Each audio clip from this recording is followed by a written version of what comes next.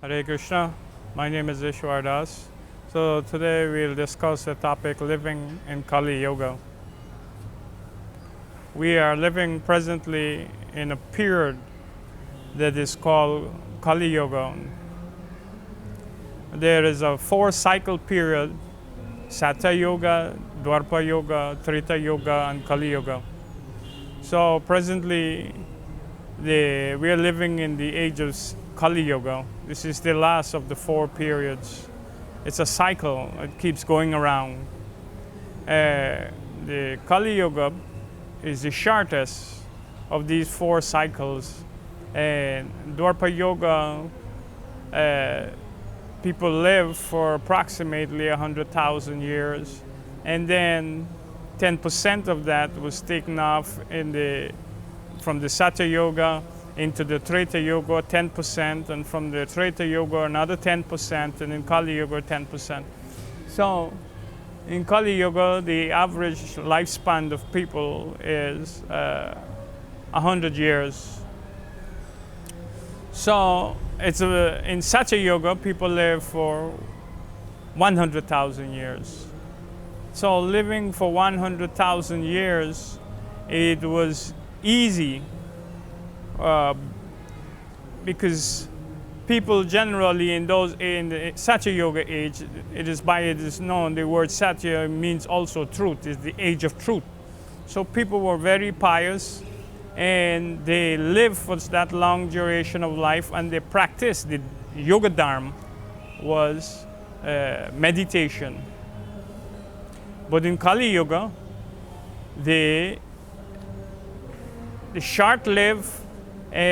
people are short-lived, and they are generally very disturbed.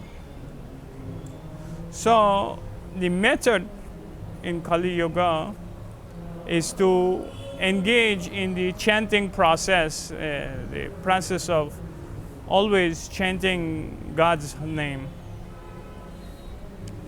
Whether it be Krishna or Allah or Jehovah, the main process is to constantly engage in chanting God's name. This is the Krishna explained in Bhagavad Gita, Bhuktaram Yajna Tapasam Sarvaloke Maheshwaram. This is God's position, Bhuktaram Yajna Tapasam Sarvaloka Maheshwaram. That He is the supreme, He is the enjoyer. Bhuktaram, He is the only enjoyer. And He is the Maheshwaram, He is the controller. Sarva Loka Maheshwaram, He is the owner and controller of all the planets, Loka, all the planets. So when we understand this principle and we constantly engage in chanting God's name, then it becomes easy for us to live in this age of Kali Yuga. So this is the means by which one should live in Kali Yuga. So if we're thinking that we should do something else, it is just like a citizen within a state that refused to obey the laws of the state. Just like in the state, some states there's the rule, the law that one should drive on the left-hand side, or some states you should drive on the right-hand side. So if you want to live in that state comfortably, you have to obey those laws of the state. And if you object and you try to live otherwise, then there will be a problem with the law, and your life will be your peacefulness of life will be disturbed. So similarly, if we try to live not in accordance with God's law, then it disturbs the peacefulness of ourselves and others.